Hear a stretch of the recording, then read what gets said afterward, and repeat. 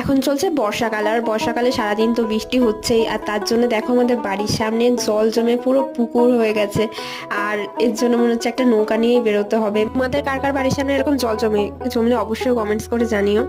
আর আজকে আমাদের বাড়ি রান্না হবে খাসির মাংস, কারণ আজকে আমার বাবার জন্মদিন। আর এই যে এদিকে রান্না চলছে, মানে এদিকে পায়েসও রান্না হচ্ছে আর কি। তারপর এই যে এদিকে মাংসর প্রিপারেশন শুরু হয়ে গেছে, এখানে মাংস সিদ্ধ করা হচ্ছে। আর আমার লেগেছে প্রচন্ড ঠান্ডা, মানে বুঝতেই পারছো আমার গলাটা শুনে প্রচন্ড ঠান্ডা লেগে গেছে। আর যাই হোক, এদিকে কথা বলতে বলতে মাংস রান্নাটাও কমপ্লিট হয়ে গেছে। তারপরে সমস্ত কিছু যা যা মা রান্না করেছিল সমস্ত কিছু এখানে সাজিয়ে দিয়েছে। আর তারপর আমরাও খাওয়া শুরু করে দিলাম। আমার না এরকম বৃষ্টির ওয়েদারে মাংস খেতে খুবই ভালো লাগে, মানে খিচুড়ি, পাঁপড় ভাজা ওগুলো ভালো লাগে, প্লাস সাথে মাংস হলেও আমার খুবই ভালো লাগে। আজকের ভিডিওটা এটুকুনি, দেখা হচ্ছে নেক্সট ভিডিওতে। টাটা। আর কেমন লাগলো অবশ্যই কমেন্টস করে জানিও। বাই।